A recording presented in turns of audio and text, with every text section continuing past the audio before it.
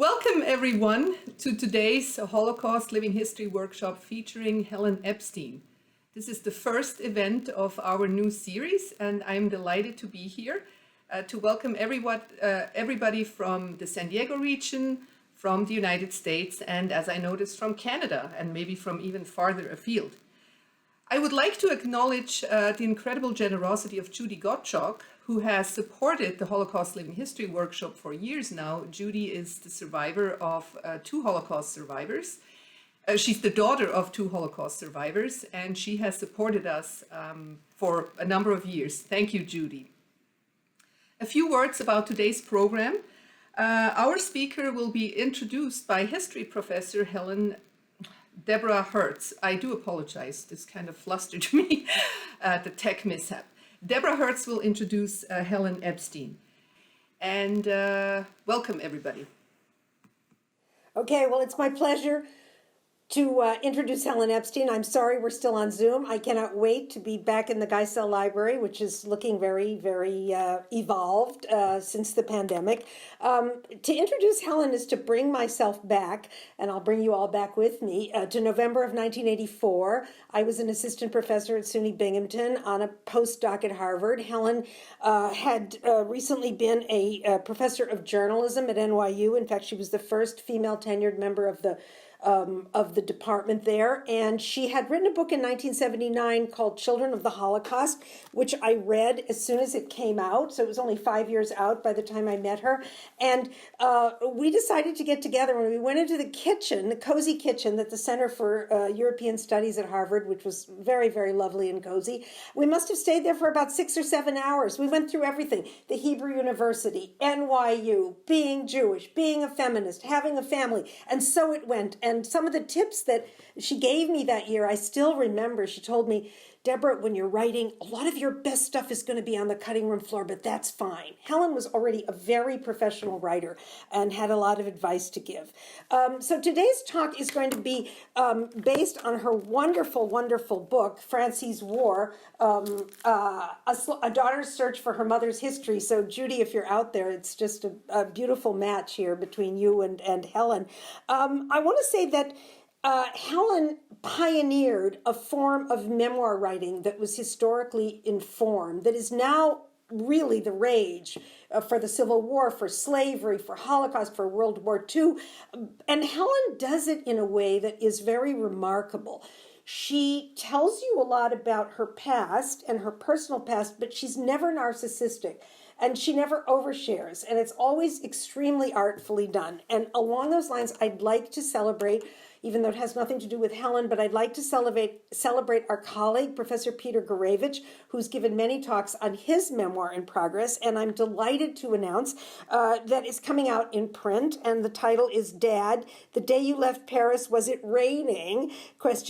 Escaping Danger in Moscow, Berlin, and Paris, and Reaching New York. So congratulations, Peter. We hope to have a book launch soon. So without further ado, I'm going to turn it over to Helen, and just stay tuned. You're in for a great ride. Thank you, Helen, for sharing your work with us. Okay, bye, everyone. So thank you very, very much, Deborah, for that wonderful introduction. And thank you, Suzanne and Marcy and Yetka. I am actually going to be speaking about two books today. One is the one that Deborah showed you, which is the memoir that I wrote about my mother in 1997. For it, I used as a source my mother, Franci Rabinek Solar Epstein's manuscript that she wrote in the 1970s. And last year, I was finally able to get that manuscript published, and that manuscript is published as Franci's War. My mother, Franci Rabinek Solar Epstein, was a fashion designer and dressmaker like her mother, Josefa Rabinek, and her grandmother, Teresa Furcht. I broke the three-generation dressmaking tradition in my family to become a journalist, but I grew up with sewing machines and mannequins in the master bedroom of our Manhattan apartment, and fashionable women having fittings in our living room. When I came home from school, I'd find the customers on our living room couch flipping through fabric samples and fashion magazines.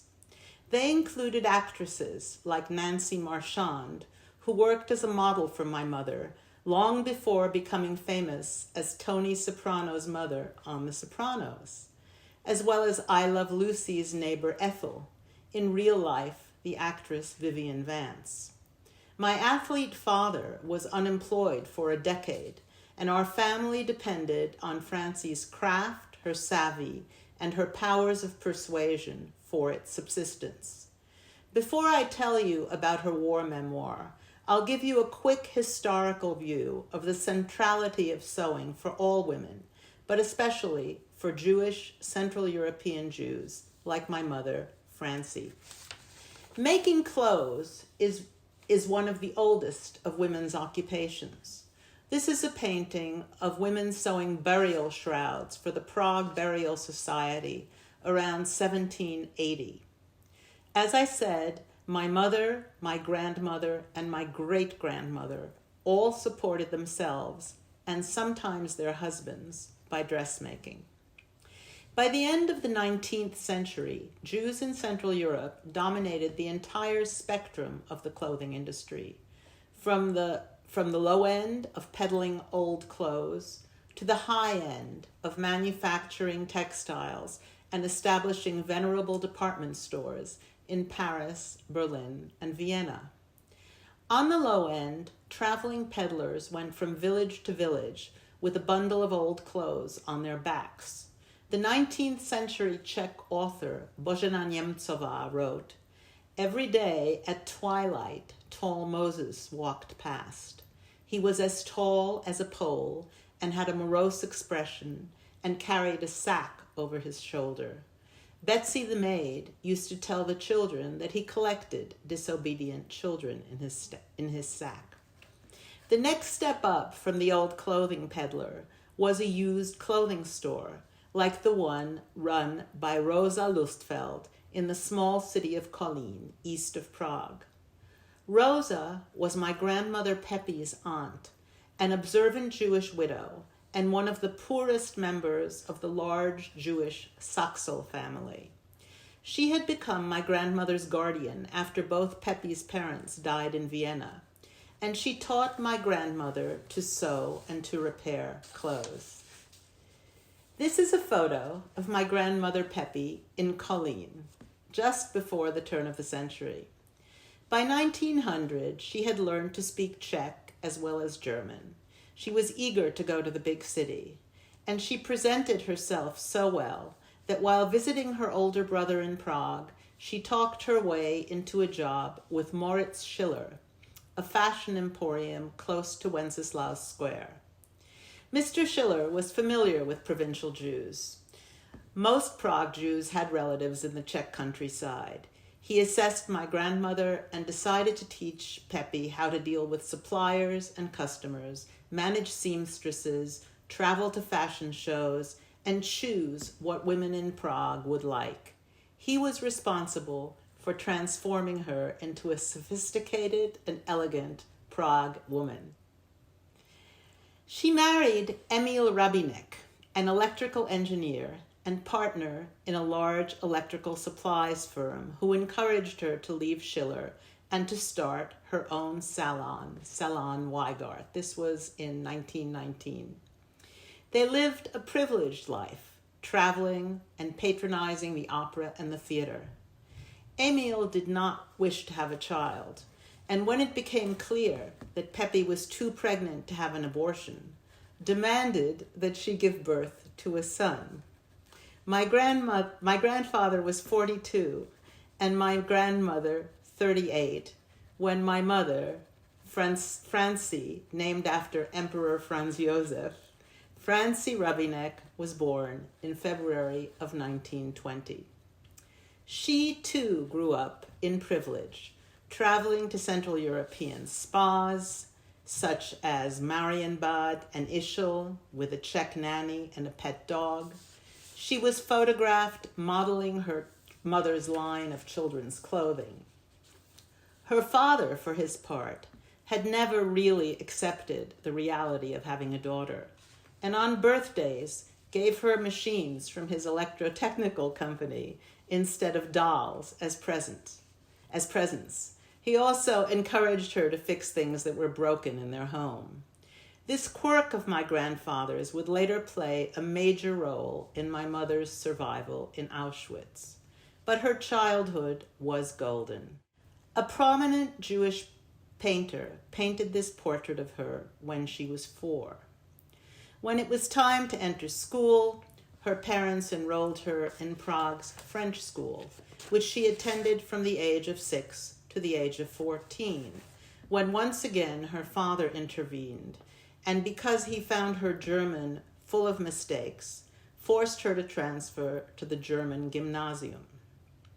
By that time, the worldwide depression had bankrupted Emil Rabinek's company, but my grandmother's salon Weigart, continued to do well, as women will buy clothing through every kind of circumstance. Emil, who had once regarded Pepe's business as his own feminist indulgence, was now dependent on its income. He became Salon Weigart's bookkeeper. Pepe continued to design and sell glamorous clothes to Prague's elite. This is one of the many photographs and advertisements for my grandmother's salon that this wonderful curator at the Prague Museum of Decorative Arts, Eva Uchalova, has found over the years. With a mother who was designing clothes like that, Franci became passionate about fashion. At 15, she dropped out of the German gymnasium to apprentice at Salon Weigart. Every spring and fall, Franci traveled with her mother to fashion shows in Paris and Berlin. She was in Berlin during the summer of 1936, when she was 16, and so focused on the clothing that she barely noticed the Nazis. She saw herself then as a citizen of Czechoslovakia, the only democracy with a well-equipped army, a liberal government, and a haven for refugees from Nazism. She had fallen in love with an architecture student who had come to Prague as a refugee from Dresden. In February of 1938, she went on a birthday ski trip to the Austrian Alps. When her worried father cabled her to come home, she stalled because she wanted to attend one last ball. 2 weeks later, Hitler annexed Austria. That's a photograph of my extremely fashionable mother at the age of 17 with her architecture student boyfriend, Leo Oppenheimer. Take a good look at her nose, because one of the interesting things in her memoir is she describes having plastic surgery on her nose in 1939 after the Nazi occupation of Prague, because she wanted to go to the movies, and she thought that her so-called Jewish nose was a giveaway that she was Jewish. So it's now 1938. She's just come back from skiing, and thousands of Austrian refugees are now streaming into Prague. Like the German refugees of 5 years earlier, they told stories of beatings, suicides, and arrests. But the vast majority of Czech Jews still had faith in their democracy. When her architecture student fled to America, Franci was brokenhearted, but she didn't fear for her life, and she didn't think about following him. During that last normal summer of 1938, the salon still offered an escape from reality. Then, in September of 1938, the Munich Pact allowed Hitler to annex the Sudetenland, the northwestern part of Czechoslovakia. Franci was outraged. She and her parents had had faith in the Czechoslovak army and in their military alliance with France and England. My mother was a Francophile all her life, but she never forgot this big betrayal by France and England in 1938. She lived, and her parents lived, in what we would now call a bubble. Her fashion clientele included Jews and non-Jews, Germans and Czechs. One of those people saved the photographs that you'll be seeing in this presentation. Most of her clients were as shocked as Franci was when the German army arrived in Prague in March of 1939. She was then 19 years old. In May came a more personal disaster. A German army officer came to Salon Weigert to Aryanize it. After figuring out that this was not a business that he could take over himself, he advised Franci to sell it to an employee, pro forma, and her employee, Marie, would now be called Miss Marie and pay my mother a salary. My grandmother, Peppy, was forced into retirement. Franci had no aspirations to become a writer, but as a dressmaker and a businesswoman, she was accustomed to paying attention to and remembering every detail. The Holocaust memoir that she wrote in the early 1970s in New York City reflects that and her lifelong observation and work with women. It focuses almost entirely on women, beginning with her arrest by the Gestapo in June of 1939. And I used it extensively in the memoir Where She Came From that Deborah held up to you at the beginning of this presentation. In the beginning of this memoir that my mother wrote in the 1970s in New York, she writes, "We were taken to Pankratz prison in June of 1939 and led off to different cells. I was put in with two middle-aged women. Marianne Goltz had flaming red hair and the self-assurance of an actress, which it turned out she had been. She was also an early anti-Nazi and a Christian who had been married to a Jewish journalist in Vienna. He had fled Austria in March of 1938. Marianne had stayed behind in Vienna, obtained a quick divorce on racial grounds, and went to work to help her friends. She smuggled their money and jewelry into Switzerland while carrying on an affair with an SS officer in Vienna. This affair allowed her to cover her tracks and make a fair number of useful connections in the high echelons of the SS. It had all worked beautifully until the day when the gentleman was transferred and Marianne decided to move to Prague, where she worked with the Czech resistance and wound up in prison. The second woman in my mother's cell was Ludmila, the wife of a Czechoslovak army officer. My two cellmates could not have been more different, wrote my mother. Where one's moral attitudes seemed at least questionable to a 19-year-old, the other had been married for 25 years to the same husband. The two women gave Franci Rabinek an elementary education in the ground rules of German detention. The first rule, my mother wrote, was not to let your interrogators know anything they did not already know. Never admit anything, Marianne and Ludmila told Franci, especially not the truth. Never volunteer information, no matter what the promise of reward. Marianne, my mother wrote, explained to me the system of confiscation, humiliation, and finally deportation, which had already started in Vienna. She did not know exactly where these people had been taken, but she tried to convince me to escape Czechoslovakia when I got out of prison. She did convince me that it was foolish for my family to remain in the center of Prague, because our apartment would be confiscated sooner or later. 2 weeks later, I was released from Pankratz prison. Much later, I would learn that Marianne was beheaded that year. I never learned what happened to Ludmila.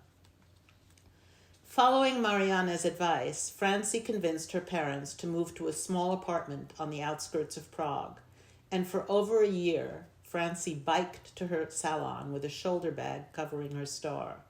In 1940, at the age of 20, she married her boyfriend, Joe Solar. Look at the nose. That's post-surgery, post-plastic surgery under Nazi occupation. In October of 1941, the first deportations of Jews began. Any of her suppliers, employees, or customers could have reported Franci to the Gestapo for working illegally, but no one did. The Czech clients were, my mother later wrote, a ray of sunshine. They kept Miss Marie aware that I was the reason they kept coming to Salon Weigart. They kept up my faith in the human race. Those Czech customers, by the way, are responsible for my being able to show you most of these photographs. Life became narrower and narrower until the Rabinek family received transportation slips to Terezin. This is the last photo we have of my grandmother Pepi. This is the way my mother began her memoir, Franci's War. It was a hot day in the first week of September 1942, and the industrial palace of Prague was teeming with people. Most were sitting on the loose straw on the floor. Others were wandering around in a stunned daze. I had often come to the industrial palace when I was a child, and my father's electrotechnical firm had a booth. I returned home with free samples, balloons, and stacks of glossy catalogs. This time, the industrial palace had been converted to the assembly point for the deportation of Jews by edict of the Nuremberg race laws. I was 22, and I had just had a tonsillectomy. I had not eaten for a few days. My mother kept stroking my hair and trying to make me drink water. My father was walking around from one acquaintance to another, hoping to find out what was in store for us. When they told me in the hospital with my tonsillectomy that my parents and I had been called up for a transport, the nurse, who was a friend of ours, said, "We can get you out of this because of the surgery." I thought this over for a few minutes and then said, "I'm not letting them go alone. They're too old and they don't have anyone else." My mother was 60 and my father was 65. I couldn't visualize those two people going alone anywhere. And there was a little egotistical motivation too. My husband Joe was already gone. I would have been left all alone. Besides, by September 1942, I was so fed up with all the restrictions in Prague that I thought any change of scene would be a relief, no matter what was waiting on the other end. I was always like that, unfortunately. Franci's War, which is the way her memoir that she wrote in the 1970s was published last year by Penguin, is at least the fifth narration of her experiences during the Holocaust. She wrote the first while she was still a prisoner in a Nazi slave labor camp in 1944, when Franci stole a notebook and kept a diary in the form of letters to her mother. After a guard discovered it, the camp commandant made her burn it page by page in his stove. Then, in New York City in 1955, Franci retold many of her experiences to a Central Park West psychoanalyst. In the 1960s, she told the whole story again to a hostile reparations lawyer for the German government. In 1974, I interviewed her for the American Jewish Committee's collection of Holocaust survivor audio testimonies in the United States, which are now archived in the New York Public Library. In the book, Franci's War, she refers to herself after Auschwitz as the number A4116. Some readers find this a literary device, but for Franci it was a defense mechanism and a consequence of trauma. Her description of the process is simple. Her cousin Kitty had left Terezin for Auschwitz first. Franci followed her, was quarantined, and tattooed. This is how she describes Kitty in Auschwitz greeting her. "Why did you come here? Don't you know we're all going to be burned June 20th? Nobody leaves here alive. The limit is 6 months. Why did you have to come?" I was convinced that she had gone raving mad. This was not the social butterfly with beautiful eyes that always smiled. Now Kitty's eyes could not hold still as she blurted out all this nonsense. I stared down at my tattooed arm. It became 2 arms. but only one of them had a tattoo. There were two of us, me and A4116, I thought. What's she doing here, poor devil? I know her. I feel sorry for her. Listen to me, said Kitty. I can see by your face that you don't believe a single word I said. I'll show you. Kitty showed her a group of chimneys spewing smoke, and for the first time since her arrival, she became conscious of a peculiar odor in the air, like burning hair or burning bones. This is a photograph. My mother is on the left, Kitty is on the right, and there's a British soldier in between. The two cousins are shown shortly after liberation at Bergen Belsen by the British Army. In Franci's war, my mother wrote about the importance of relationships between herself and her cousin Kitty, about mutual aid between women, and also about the importance of beauty in the camps. In Auschwitz-Birkenau, she wrote, my capo happened to be a friend from Terezin, where she had been a cook, and I had made a few clothes for her. She had a solid position in camp, largely because she was exquisitely beautiful, with blue eyes and long blonde hair, and because a criminal German capo was deeply and sincerely in love with her. This way, she was not only able to keep her mother with her and eat better, but our block also received less harassment than the others. Silva, one of the prettiest girls of Prague, was capo of Block 4. She took her function quite seriously and ran it like the ruler of a good-sized duchy, regarding the inmates as her subjects. As her knight and lover, she had Heine, a capo in another part of Auschwitz, who came to Birkenau regularly with deliveries of provisions. He was a criminal from Hamburg, serving a sentence of 99 years for armed robbery. Aside from this disturbing aspect of his personality, he had a heart of gold and was a truly fine human being, one of the best sources of information for the camp, not only in matters of immediate concern, but for news of the war.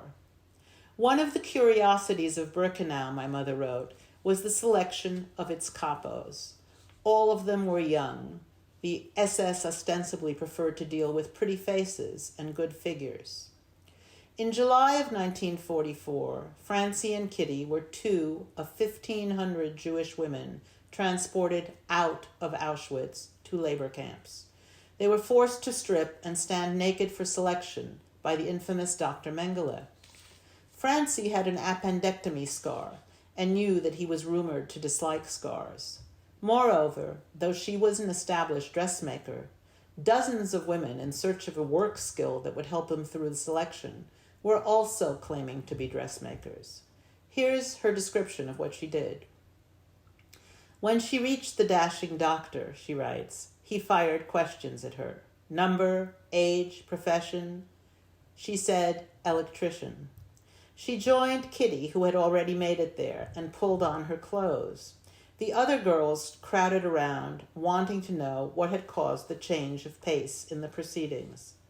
A4116 explained that the idea of declaring herself as an electrician had come to her when she was thinking of something original to distract the eyes of the doctor from the appendectomy scar on her belly. It wasn't an outright lie, she said, since her father had been an electrical engineer and had always encouraged her to learn how to fix faulty wiring or an appliance at home. Many other women had lied during this long afternoon, especially about their age and occupation. In her memoir, Franci describes the incredible excitement of leaving Auschwitz at the age of 24 with Kitty and their group of Czech Jewish women on a warm summer day. They were transported in cattle cars, but with open slats so that they could view the countryside. That experience was followed by the surprise of arriving at a warehouse in Hamburg. A very strange scene awaited the travelers when the train stopped in front of a dark row of buildings, she writes in Franci's War. Those doors and windows were hung like vines with young men. Boys of every shape and size, wearing unfamiliar uniforms without insignia, were laughing and shouting all at the same time, obviously delighted with the arrival of a trainload of young women. The ladies were puzzled, then smiled back and waved. There were some initial language problems, since all the males were Italian, either deserters from Mussolini's army or captured partisans who had fought with Tito against the fascists. Many of them spoke some French or broken German. On the Czech side, they spoke German, French, and rusty school Latin. Franci wrote about the relationships that evolved between these two groups in Hamburg, as she had written about relationships in Auschwitz and Terezin, with a non-judgmental attitude that came from her experiences with customers in the salon. She observed all kinds of love between mothers and daughters, love between sisters and cousins, between friends, lovers for life or lovers for the moment. She wrote about love for one's culture and country and love for life itself. She was liberated by the British Army at Bergen Belsen in the spring of 1945 and came down immediately with typhus. She was able to return to Prague only months later. In 1946, she met and married my father, Kurt Epstein, a fellow survivor. They remained proud Czech citizens, and together they tried to rebuild their lives in Prague. She as a dress designer with her own salon, he as a champion swimmer and coach. They would have remained in Prague, and I would have grown up there, were it not for the communist coup of 1948. They emigrated to America that summer. My two brothers and I do not know when Franci started writing her memoir. She didn't talk to us about it. It may have been around the time of my father's death, at the beginning of 1975. It may have been when I interviewed her for her survivor testimony in 1974. We have never found any notes for the memoir, no handwritten manuscripts, just the final typescript in English on the onion skin paper she used for foreign correspondence. I had graduated from journalism school by then and was already writing drafts of what would become Children of the Holocaust. I had also interviewed her for the first survivor audio testimony collection that my father was part of as well. Here we are around that time at the beach. We know that one of Franci's clients, a well-known literary agent, shopped her manuscript around in 1975 with no luck. It's always hard to say why a book is rejected, but I think her strong voice and her sexual candor might have been the reason no publisher accepted her memoir then. She was an unusual woman, the breadwinner of her family in the Betty Crocker 1950s, a secular Jew, the breadwinner. Her favorite Holocaust writer was Primo Levi, because she often said he was never sentimental. But by 2018, the world had caught up with my mother. Books and television shows like Orange is the New Black lifted the curtain on relationships between women in prison. In academia, women's studies and Holocaust studies were delving into the experiences of women in war, and queer historians were sifting sources for documentation of gays. There is documentation of all of this in Franci's War. The Me Too movement was providing a vocabulary for an international conversation about the connections between sex and power. As I write in the afterword to Franci's War, I decided to edit, document, and annotate her memoir after somebody in Berlin contacted me about Marianne Goltz. 30 years after my mother's death, I myself was a mother and a grandmother. I was able to take in what I had been unable to take in as a child or an adolescent or even as a younger woman. As a journalist, I knew a good narrative when I read one, and as a reader of women's history, I knew that my mother's memoir had unusually rich source material. At first, I thought I'd send it to an academic press. Much to my surprise, it was snapped up by mainstream publishers. They saw it as an unusually contemporary Holocaust memoir told by a glamorous fashion designer who wound up making clothes for some of New York City's most interesting women. During these days of widespread racism, political violence, climate change, and the COVID epidemic, her matter-of-fact memoir can be read as a survival guide. How did she survive? She refused to take her situation personally, but saw herself as part of an unfairly targeted group and refused to feel sorry for herself. She kept alert, reading situations and people as best she could, and acted accordingly.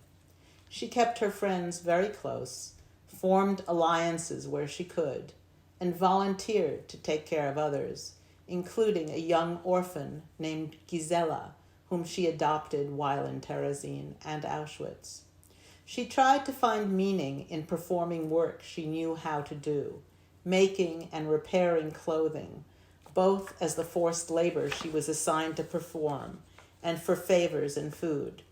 But she also risked her life by claiming she was an electrician and showed enormous daring and great risk when she learned on the job in extraordinarily difficult conditions.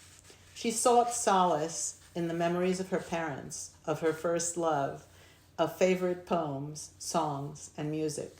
She took one day at a time and clung to the conviction that she would get through whatever happened. Franci often referred to the concentration camps as her university, where she had received a unique education in human behavior. Her greatest concern was that due to human nature, what happened to her could happen again in different form to anyone, anywhere. She left that conviction as a legacy to her children, and I have all my life found it very helpful. Thanks. Thank you so much, Helen, for an inspiring talk. So as Helen said, she's inviting questions, and maybe while you type some of them, I have a question for you. Would you care to describe your relationship with your mother? While you were talking about her, I got the sense that you learned a lot from her, admired her, was inspired by her, were inspired by her. Were there also more difficult aspects to that relationship? Certainly. I think that, like many daughters of Holocaust survivors, I had an extremely complicated relationship with my parents, but particularly with my mother. My mother really exemplified that unusual combination of traumatic damage and great resilience that characterizes many Holocaust survivors. And while she was the breadwinner of the family, she was also intermittently suicidal. And I grew up with a mother who often locked herself up into the bathroom and said she was going to kill herself.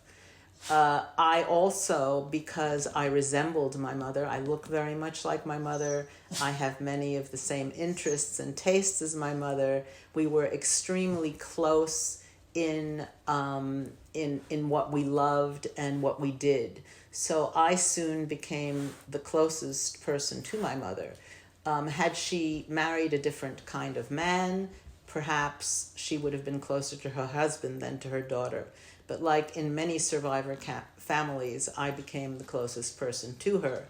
And while that was initially a great thing for me as a child, it became increasingly problematic in adolescence and in young womanhood.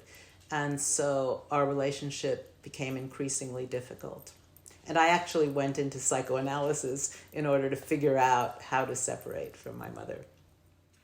You said earlier that you broke the tradition of being a dressmaker.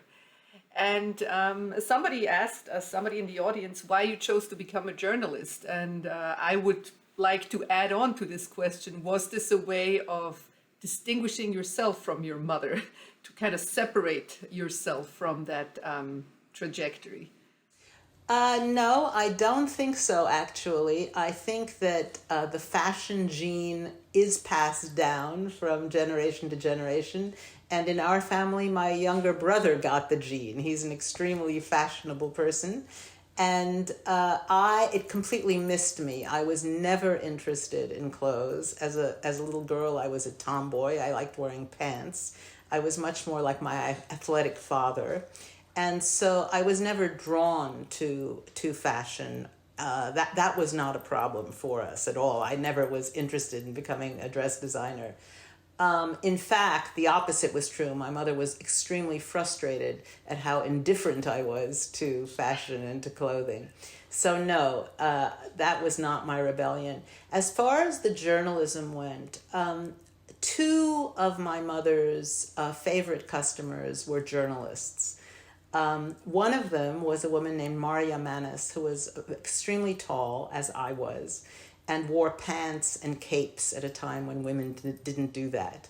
She was also something of a television personality, like Vivian Vance, but instead of being in a comedy, she was on David Suskind's panel shows discussing current events and being incredibly smart and critical. And so she was really my model and very much my mentor for journalism. The other journalist in my life was my mother's very close friend and at one time her lover, who was a very famous Czech journalist who had been imprisoned in a concentration camp for 6 years because he had been an anti-Nazi journalist in Prague.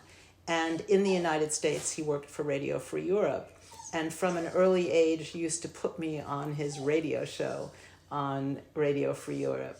And so journalism was very, very much in the air at our house. And of course, I lived in Manhattan, and so every morning both my parents read the New York Times. And on Sundays, half the day was devoted to reading the New York Times. So journalism was clearly something that was valued and valorized in our household. And I became a journalist really by accident. I was caught in the Soviet invasion of Czechoslovakia in 1968. I was asked to stay inside by my hosts, and because I had nothing else to do and there was a typewriter there, I started writing about what I was experiencing. The Jerusalem Post wound up publishing it, and that's how I became a journalist. What a beginning. I actually just remembered that some years ago, the Holocaust Workshop invited a Holocaust survivor from Germany, and we were introduced to that person thanks to a piece you wrote, and that was Marianne Birkenroad. I think you wrote the piece for the New Yorker, which was brought to our attention, and then we got Marianne Birkenroad to come speak at the Holocaust Workshop. That was wonderful. So we have a couple of other questions. Anne would like to know what happened to Giselle. Giselle was murdered in Auschwitz. Gisella's story is an amazing story. I had heard about her from the time I was a little girl. My mother writes about her at length. And when I was editing my mother's memoir, I went online. I went to Jewish Genealogy Portal, which is a wonderful, wonderful tool if you're doing research. And I just sent out a note into the world. I said, my mother adopted a Jewish orphan in Terezin. She was about 12 years old then. She had a brother. They were both orphaned. The parents were nowhere to be found. Would anyone have any idea who this person is? And sure enough, somebody on Jewish Genealogy Portal from Israel sent me a photograph of her. And the photograph is, I believe, in the book that you're holding in your hand, of Gisela and her brother I believe it's in Karlovy Vary, in Carlsbad, before the war. And unfortunately, she was killed in Auschwitz. We have a question from Deborah. In your talk, you didn't say much about your mother's internment in Terezin. Would you care to say a little bit about how that experience turned out? Sure. I think the Czech Jews in Terezin were a very privileged group. Terezin, as some of you may know if you've gone there, if you've traveled there, is not that far from Prague. It's about a 50-minute train ride from Prague. And so Czech Jews, because they spoke Czech, because they were guarded by Czech policemen, were able to smuggle things in and out of the ghetto via Czech people from Prague. And there were many Czech Jews from Prague who were married to non-Jews. So there was quite an underground traffic between the Czech Jews and the outside world. My mother was a married woman in Prague. She was married to Joe Solar. Joe Solar himself was a black market trafficker. He would smuggle letters and food in and out of the ghetto, and he was eventually caught, and she became a kind of ghetto widow in Terezin. But between her husband's activities and her own ability to sew and to trade her sewing skills for food, she was able to live relatively well in that context. The other thing is, of course, the Czech Jews, many of them all knew each other from before the war. There were people in my mother's group where she slept who had been her customers or who had been her competitors as dressmakers. So they were at an enormous advantage compared to, say, the German Jews or the Dutch Jews or the other inmates of Terezin. Right. Actually, that was a part of Franci's war that interested me particularly because for some time I studied the life of a Czech Jewish survivor, Dina Gottliebova Babbitt. And that leads me to my question. Do you know if your mother in her memoir, if she used pseudonyms for some of the people she... She did use pseudonyms, and as a journalist, of course, I was very interested in finding out who the real people were. In some cases, I knew who the real people were. In other cases, I didn't. And my initial impulse was to identify them for the reader. And afterwards, after thinking it through and talking to many people, I decided that this was my mother's book, not my book, and that I would respect her wishes to hold on to the pseudonyms. And so while I know who these people are, I will not say so in public. Okay. Judy has a very interesting question. She's wondering if your writing allows you to process your difficult or your complicated relationship with your mother. Absolutely. I think that writing is always a way of processing anything. And for some of us, it's the only way of processing anything. I know that for me, processing my relationship with my mother, I did a lot of it in psychoanalysis, but there was a lot left over that I could only do in writing. And if you're interested in that part of this whole Holocaust experience, I've written about that extensively, about processing my relationship with my mother in the last of the trilogy, which is called The Long Half-Lives of Love and Trauma. And if you do read it, I'd love to hear from you because that is the least known of my books, and yet I think it's in some ways the most intimate and the most significant one. I'll have to check it out then. Judy also wonders what happened to Peppy, to your grandmother. Peppy, the Rabineks, my mother and her two parents, arrived in Auschwitz and they were immediately separated. And my grandparents were immediately sent on a transport east.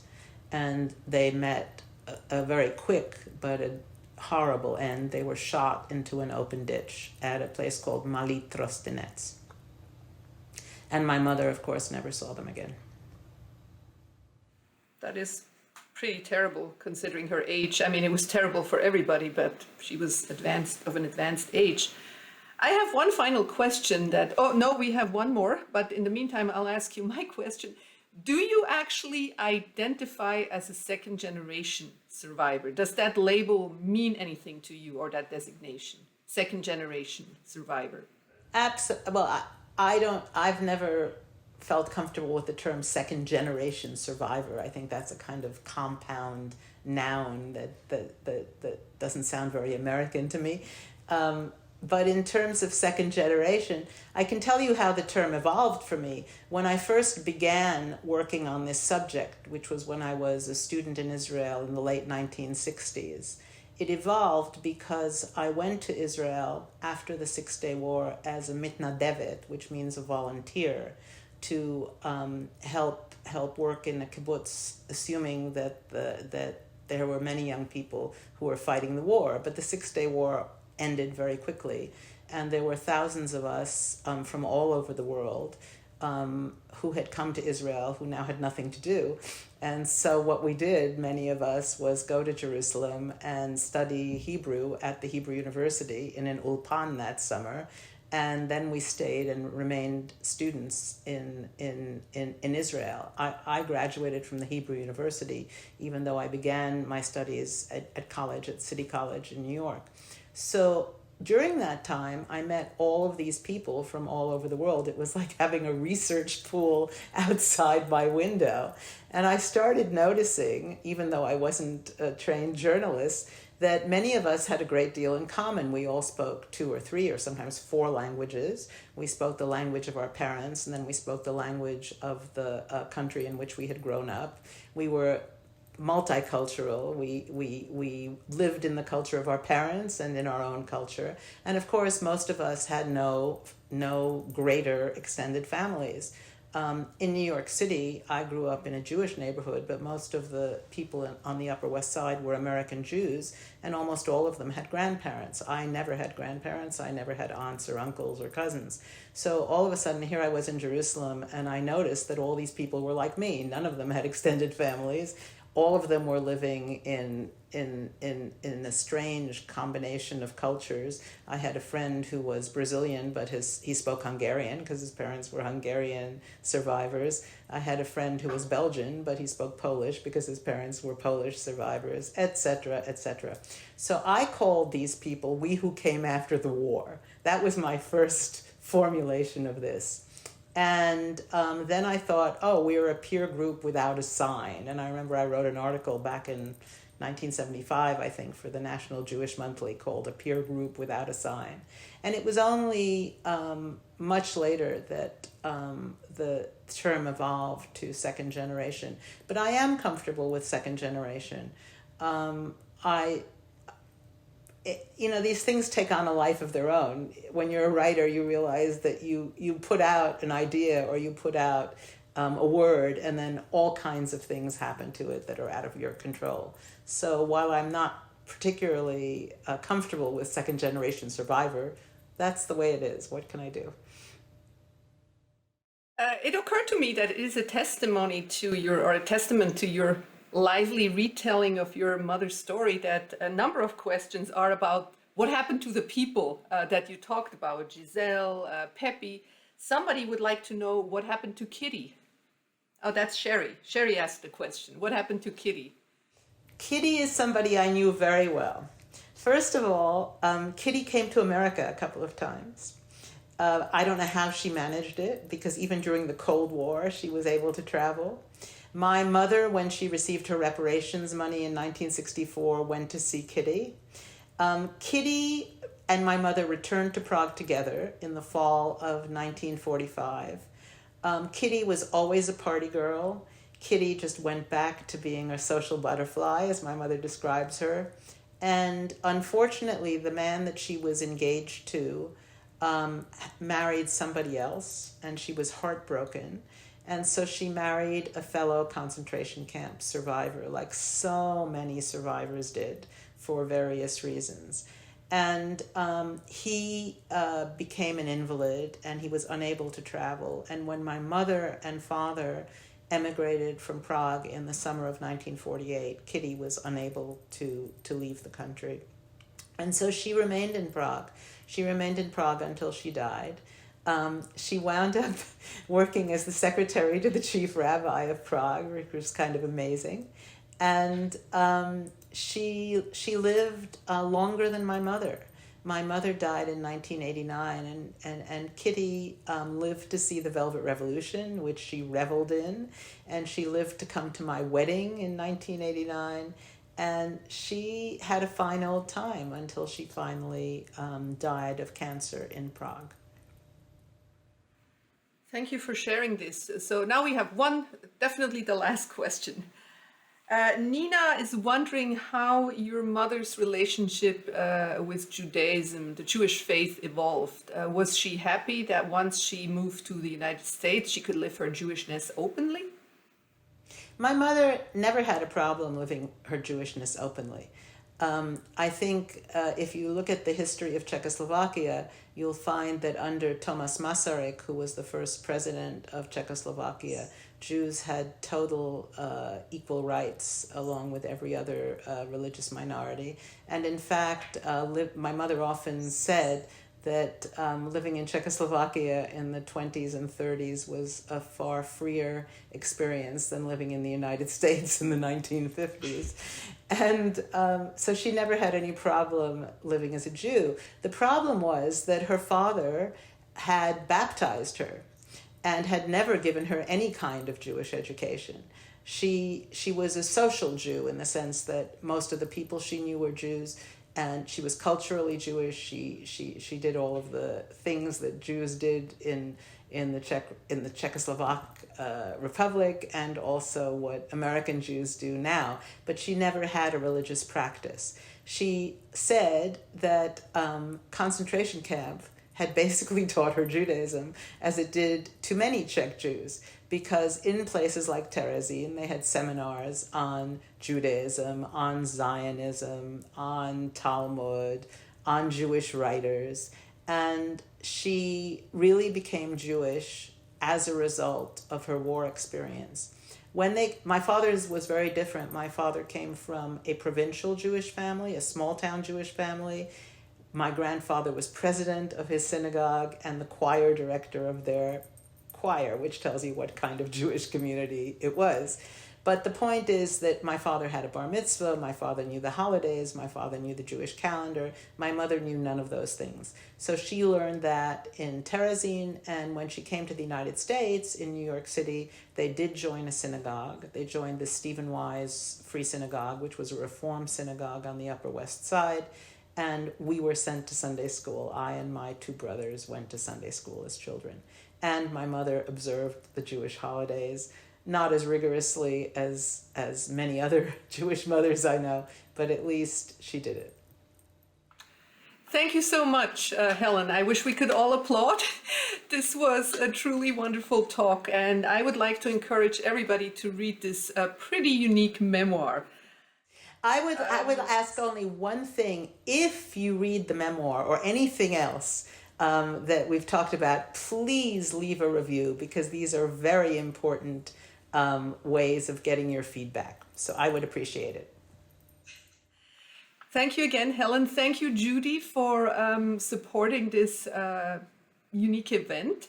Thank you again, Helen. Thank you, everybody, for being here. And I'll see you in November. Good night. Bye, everybody. Bye, Helen. Bye-bye.